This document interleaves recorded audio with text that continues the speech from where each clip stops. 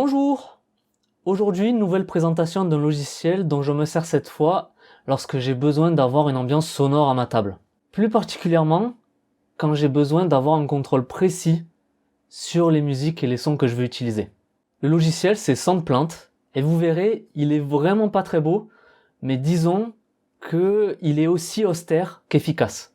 Alors cette vidéo, je l'avais déjà faite il y a quelques années sur la chaîne de jeux de rôle communautaire La Petite Pause GDR. Mais déjà, j'étais pas très à l'aise. J'avais essayé de faire tout un délire avec Paranoia et l'ordinateur. C'est aujourd'hui, et peut-être parce que c'est moi, je trouve que c'est un peu gênant à regarder. Donc je me suis dit on va la refaire. Maintenant que je pense avoir un peu pris de bouteilles, disons. Voilà, je suis un peu plus à l'aise maintenant de parler devant une caméra. Donc je pense que la vidéo sera un peu plus regardable et agréable à écouter. Donc Soundplant, c'est un logiciel qui va permettre de réagir assez vite aux réactions de vos joueurs en changeant de musique pour la faire coller davantage à la situation. Et surtout, moi qui adore mener des one-shots et plus particulièrement de l'horreur, c'est assez facile et voire même plaisant de préparer et d'installer une ambiance. Pour vous montrer la préparation, je vais utiliser le scénario En pleine tempête du jeu de rôle Des Critiques.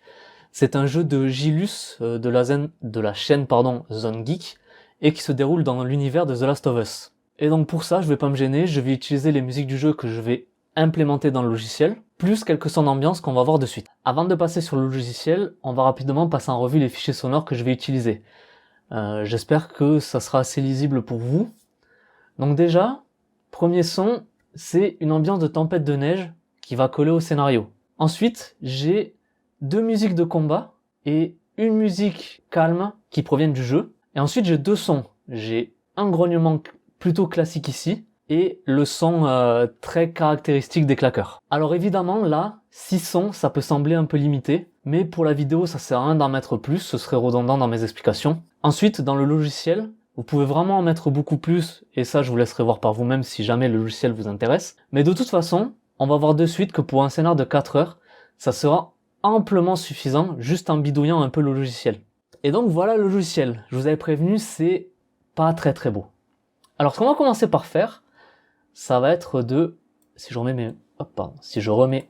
Eh ben disons... Voilà. Si je remets mes musiques ici, on va simplement les faire glisser sur la touche correspondante. Et en gros, une fois que le logiciel sera prêt, quand je vais appuyer sur la touche, ça va lancer le son. On va ensuite mettre les deux musiques de combat, ici et là. On va mettre l'ambiance sonore de la tempête de neige. Et enfin, on va décaler ça, on va essayer de mettre un peu tout dans l'ordre, d'accord? Ensuite, ce son-là, et enfin, le son magnifique des claqueurs. Alors, je vous montre, si j'appuie sur A, il y a l'ambiance de la tempête qui va venir s'installer, que je vais pouvoir mettre en fond de ma partie. Pour vous donner une idée, le scénar, c'est les personnages sont perdus dans la montagne et quand une tempête se lève, ils n'ont pas d'autre choix que de se réfugier dans une maison et il va se passer tout un tas de trucs. Déjà, ce que je peux faire, c'est que le son, je peux lui décider ici de faire une loupe, c'est-à-dire quand il va arriver à la fin, il revient au début et comme ça, lui, si je l'ai mis, j'ai plus à m'en occuper. Par contre, ici, qu'on voit que je peux, si je fais Shift+, le kill. Ça veut dire que si je fais Shift A, il s'arrête. Alors là, il s'arrête un peu brusquement. Ce qu'on peut faire, c'est je peux lui faire Fade. Ok. Donc je vais le lancer. Et si je refais Shift A, il s'arrête. On le voit en haut à droite. Le son diminue progressivement. Et ce qu'on peut faire également, c'est, quand on le met, on va faire un Fade. Et du coup, si je mets un Fade également au lancement, quand je vais appuyer sur la touche A, l'ambiance va venir se poser petit à petit. Et si je fais Shift A, le son va s'enlever. Ensuite, je peux faire pareil pour la musique de relaxation, comme ils appellent ça, la musique un peu calme. On va faire pareil de base, moi j'ai toujours tendance à mettre Fade en premier, à part pour les sons, et Fade Hold quand je vais quitter. Donc on va lancer le D, on va mettre la musique, qui met un peu de temps à se lancer ici comme on va le voir. On va augmenter le volume général. Au pire je le baisserai au montage si je vois que c'est vraiment trop fort. Voilà. Donc ça typiquement c'est vraiment les ambiances de Last of Us. Je vous conseille pas forcément trop de mettre des musiques les plus connues, ça risque potentiellement de faire sortir vos joueurs de la partie et plutôt de les faire penser au jeu. C'est quelque chose c'est un dosage assez précis à trouver. Moi je vais juste vous présenter le logiciel, je vous laisserai après faire vos propres expériences. Alors là j'ai mis une musique. Mais imaginons, il y a une musique, mais ils vont entendre un bruit, ils vont entendre le grognement. Ben, je peux lancer le grognement. Toujours pareil. Il va se superposer à la musique. Vous voyez, la musique ne s'arrête pas. On a juste le grognement qui est par-dessus. Là, j'ai trouvé que peut-être le grognement était un peu fort. Donc, en plus du volume général, je peux régler en bas le volume de chaque effet. Donc là, on va peut-être un peu le baisser. On va mettre un K. Voilà. Peut-être un peu moins fort. Ensuite, ce que je peux faire, c'est... Eh ouais, mais si je veux un grognement pas fort, un grognement fort, qu'est-ce que je fais? Ce que je peux faire maintenant, contrôle, je dédouble le fichier, et par exemple celui d'en haut qui est sur I, je vais pouvoir le mettre un peu plus fort.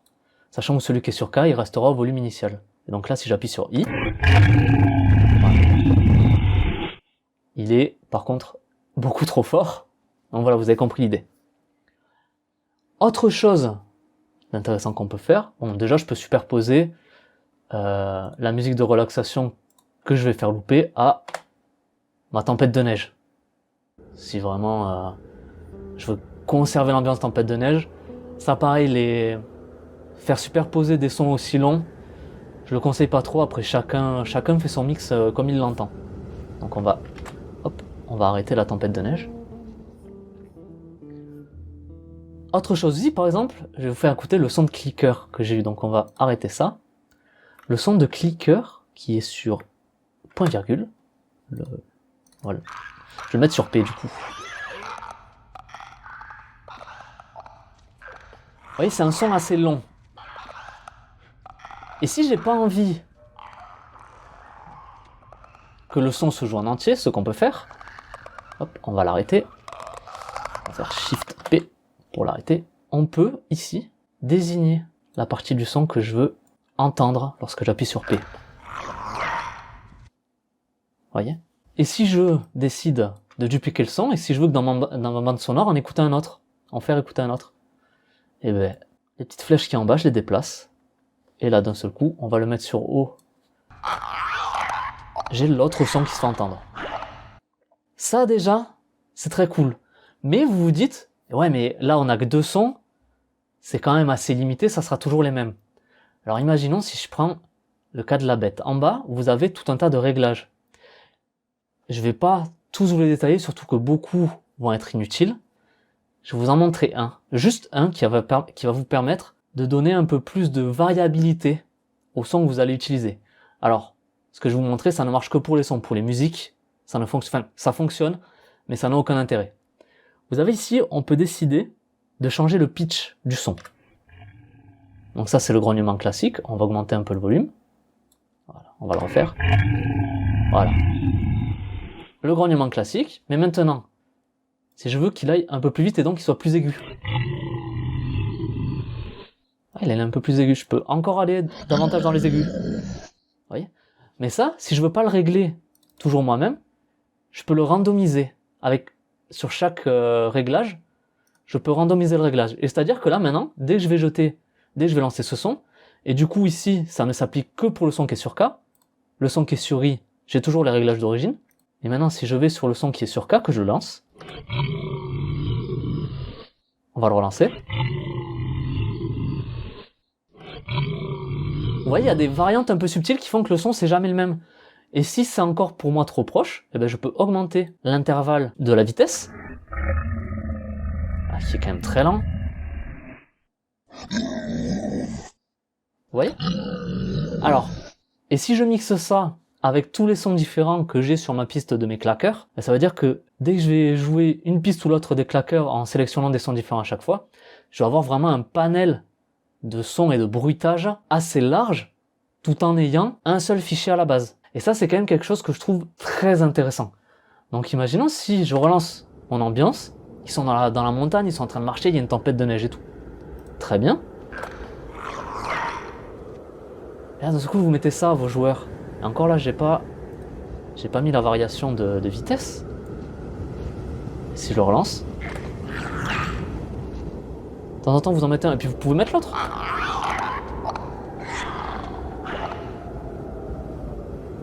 Et si les joueurs sont pas attentifs, ou alors s'ils sont habitués que vous jouez un peu avec le son, ils vont réagir, ils vont entendre qu'il y a quelque chose qui va pas. Petit point positif, autre chose avec le logiciel, imaginez, on va enlever ça et on va mettre la musique de relaxation. Et là, toujours pareil, imaginons si celle-là je la duplique et que je veux avoir plusieurs musiques, de le prendre un peu partout. Imaginons la C, ben la C ça va prendre ça. Hop. La D ça va prendre ça. Voilà. À un moment je veux une musique. On peut régler les fades aussi, je vous l'ai pas dit, mais on peut régler les fades. Donc là ça fait un fade de 5 secondes. Si je lance le D, peu importe où on s'est mis, vu qu'il y a un fade, elle vient progressivement. Pareil, si je l'enlève, elle s'en va progressivement. Je peux faire pareil pour l'autre musique que j'ai pris en C cette fois, qui est une autre partie de la musique. Pardon, on va plutôt la lancer. Peu importe où on se met, ça va se lancer assez proprement. Même si on prend sur le spectre un emplacement où il y a l'air d'y avoir beaucoup de sons.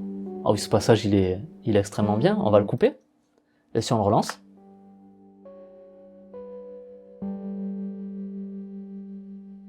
vous voyez, et là encore une fois, sur une seule piste audio, on peut prendre plusieurs parties. Imaginez si vous mettez dans le logiciel, vous téléchargez une piste audio de 1, 2 ou 3 heures, vous avez juste à la mettre une fois et après à sélectionner des moments différents que vous voulez prendre pour pas toujours avoir la même musique qui démarre sur les moments calmes. Autre chose que je voulais vous montrer, imaginez, le moment est calme et d'un seul coup, vous savez pas pourquoi, il y a un combat qui se lance. Vos joueurs ont fait quelque chose, ils ont décidé de taper sur un mec, il y a un combat qui va se lancer. Pour changer des musiques, je fais Shift C pour couper celle qui est en cours, et G pour lancer la nouvelle. En 3 clics, j'ai changé la musique. Et en plus, le G, j'aurais dû le mettre en fade pour que la transition se fasse un peu plus naturellement. Là pareil, c'est l'autre musique de combat, je vais la mettre en fade hold pour la fin. Imaginons donc là si je veux changer, Shift G pour l'enlever et H pour mettre l'autre. Et les deux vont venir se confondre en haut à droite, qu'une descend quand l'autre monte. Et c'est vraiment cette souplesse dans les changements de musique et cette fluidité dans le son que je trouve vraiment ultra intéressante avec ça. Sur les versions payantes, on reviendra sur le prix après, il y a plusieurs autres choses. Il y a le background key input qu'il va falloir faire très attention si jamais vous l'utilisez, c'est-à-dire que si le logiciel est en arrière-plan, ça va continuer à fonctionner. Mais c'est-à-dire, si vous commencez à écrire à quelqu'un, à taper des mots, à prendre des notes au clavier, les sons vont possiblement se lancer. Donc c'est quelque chose où il va falloir faire assez attention. Je vais pas m'attarder vraiment plus que ça. On peut changer les hauteurs des graves, des médiums et des aigus. Sur chaque son, encore une fois, la réglage qui est en bas, c'est vraiment pour chaque son. On peut changer la couleur des touches si jamais vous voulez un thème. Là, j'ai que le clavier de base, mais on peut ici avoir un clavier complet si jamais vous avez besoin. Ah oui, autre chose important. Si je veux enregistrer ce que j'ai fait, j'ai deux façons. Je peux soit enregistrer la keymap, je vais baisser le son. Hop. Mais on va quand même mettre celle-ci pour avoir une petite ambiance en fond. Je peux soit enregistrer les keymaps, c'est-à-dire je vais enregistrer juste les touches et les réglages que je viens d'assigner. Par contre, ce que je peux faire également, si jamais j'ai enregistré les musiques un peu à droite à gauche dans mon ordinateur et que je sais pas trop où elles sont, et si jamais je les déplace ou je renomme un dossier, ben ça ne marchera plus, vu que les liens ne seront plus bons. Du coup, ce que je peux faire, c'est enregistrer le fichier des keymaps avec en plus les sons. Donc ça prend un petit peu plus de place sur l'ordinateur, mais si je veux, sur mon dossier dans lequel se trouve mon scénario, je peux aussi avoir un dossier dans lequel j'aurai mes raccourcis pour le son et les sons eux-mêmes. Donc ça, c'est encore quelque chose de très très intéressant. Ensuite, il y a d'autres préférences, donc il y a un mode light. Si vraiment ça vous intéresse, je vous laisserai regarder.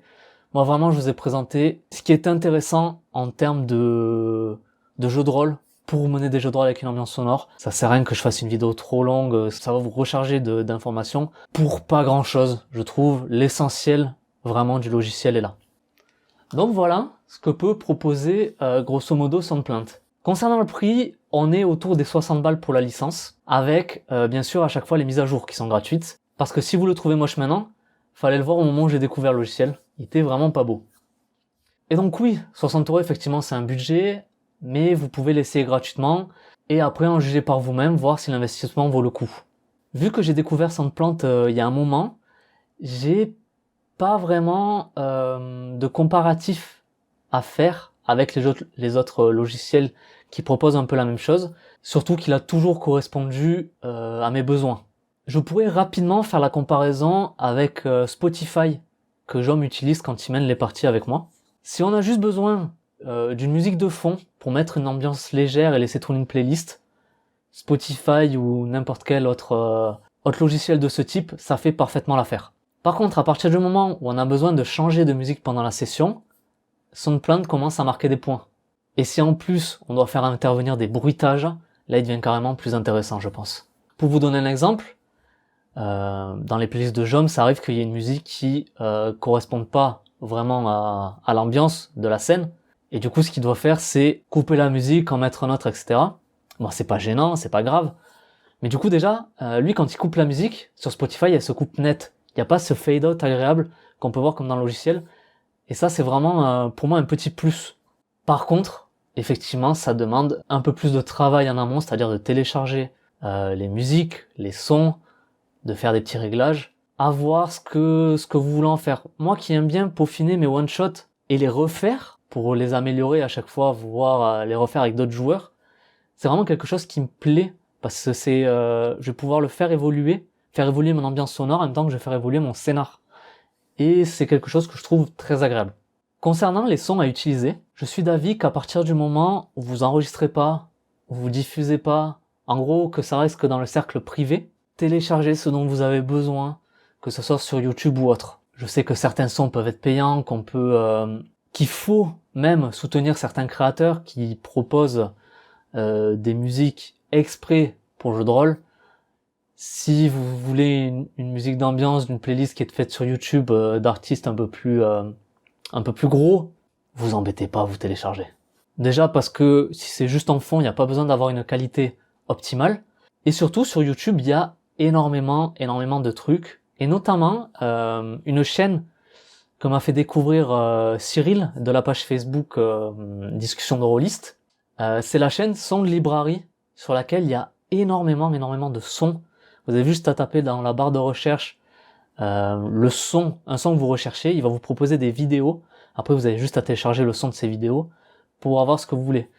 Typiquement moi, le grognement, je l'ai pris là-dessus. Les sons de claqueurs non, mais les sons de claqueurs ils sont sur YouTube. Les musiques de The Last of Us étaient sur YouTube, j'ai tout pris sur YouTube, je me suis pas embêté. Donc voilà, comme d'habitude, j'espère que la vidéo sera utile à certains d'entre vous. Si jamais c'est le cas, n'hésitez pas à vous abonner, à laisser un j'aime ou un commentaire, ça fait toujours plaisir. Un gros bisou à ma maman, je sais qu'elle regarde les vidéos même si elle comprend rien. Coucou. Et sur ce, passez une bonne soirée, c'était Cyril, tchuss!